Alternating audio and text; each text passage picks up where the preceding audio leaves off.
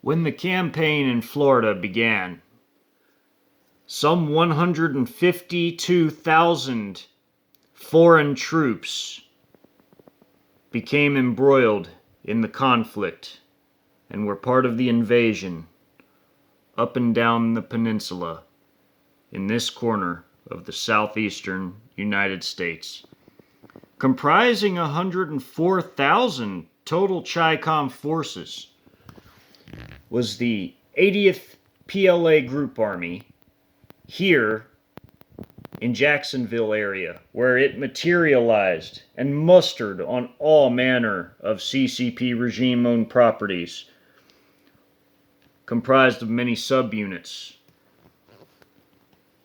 Also, there was the PAP, the fanatical regime paramilitary forces of China, one of several, but the PAP was a highly gung-ho, party elitist force.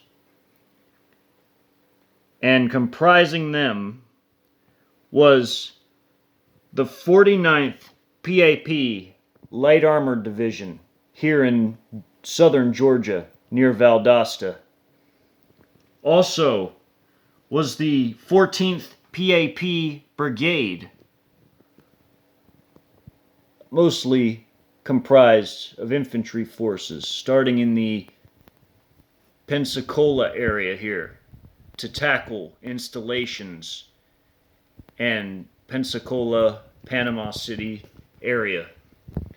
Also was the 20th PAP Light Armored Brigade right here in Central Florida. Next was the 34th PAP Brigade, which was right here in the Tampa Bay area. Also, the 24th Infantry Division, a separate independent division of the PLA, was right here in the Mobile area, battling for control of the city against mostly armed civilians. Then there was the People's Liberation Army Navy 5th Marine Brigade, starting here in the Keys, making beach landings to capture an air base before continuing on to the mainland, landing in the Everglades. Also involved was the Cuban Revolutionary Army here in Florida. The 41st CRA Infantry Division was right here in Miami as a Trojan unit that broke out and began to do battle with the 211th of the National Guard, a battalion of infantry forces. Also was the 81st making its landings here, infantry division of the Cuban Revolutionary Army, making landings in the Tampa area to assist their Chi-Com Trojan brethren here. As was the 24th Infantry Division of the Cuban Revolutionary Army, making its landings to support its fellow Cuban forces embroiled in seizing control of Miami. And Russian forces, there was the 82nd Tank Battalion of the Russians, seizing control of Tallahassee as a Trojan unit. And then there was the 6th Tank Brigade in the southwest corner of Georgia, seizing that area, mostly battling armed civilians with no chance of defeating an armored unit as heavy as that. Also assisting is the 49th PAP Light Armored Division. Those forces became embroiled on day one around midnight, and as the Cubans and the Chi-Coms made their landings and seized strategic areas and cities within a mere few hours, they began to proceed deeper inland supported by various air forces and naval units. Cuban Revolutionary Armed Forces contributed its entire combat fleet of 38 combat aircraft, with the lion's share of the air support being mainly provided by Russian VVS, which is the Russian Air Force, and PLAAF, Chi-Com Air Forces.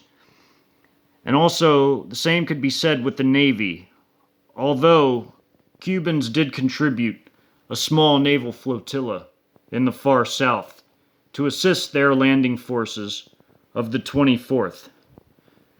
Out in the sea, 3 U.S. destroyers were hit hard by Russian ground attack tactical fighter bombers, which were converted for use against shipping with anti-ship missiles and other such air-to-sea munitions, or air-to-ground, depending on how you want to call it.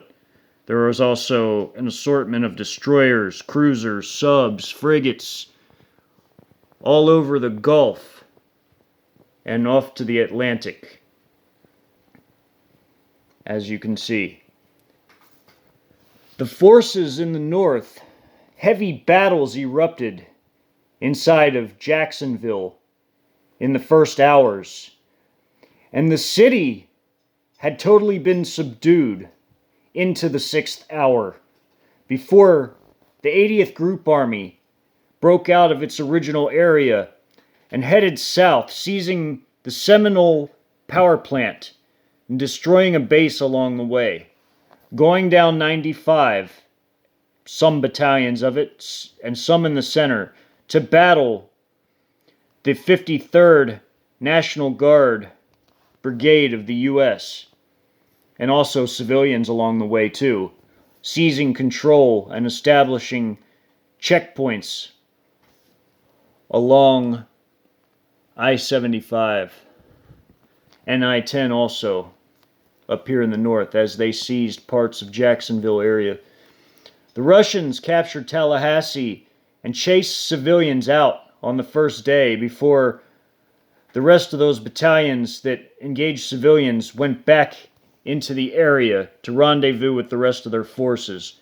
In Georgia, in southern Georgia, the same could be said. The 6th Tank Brigade crushed civilians, aided by the 49th PAP, whose forces divided between headed east towards the coast and seizing part of I-95 and battling and crushing civilians, and also by day 2 coming to finish up mopping up civilians in the areas to the west of Valdosta.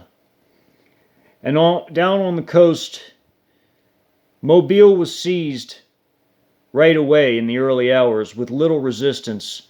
What armed civilians rose up were crushed by the Chi-Com PLA 24th Infantry Division, before on day 2 breaking out and mopping up civilian armed forces just to the north in other parts of Alabama, as resistance by civilians was heavier there than most other areas.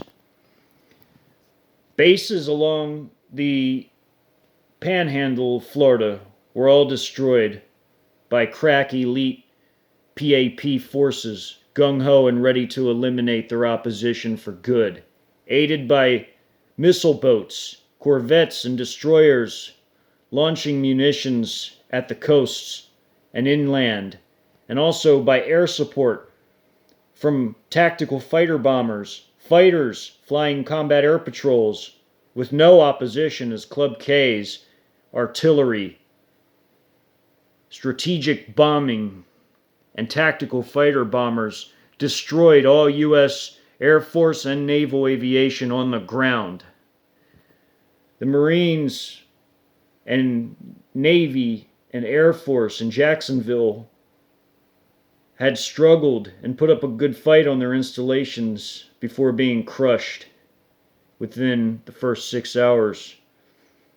The last places on the map to fall were right here, these installations on the coast that have been heavily Club K'd and heavily munitioned from the coast and from air attacks. And the last little pocket of resistance was just south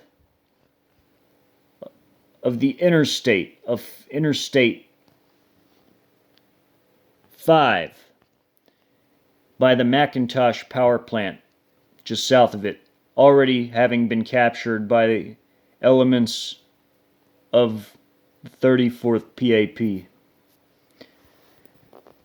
Next will be the Battle of Jacksonville in the north of Florida.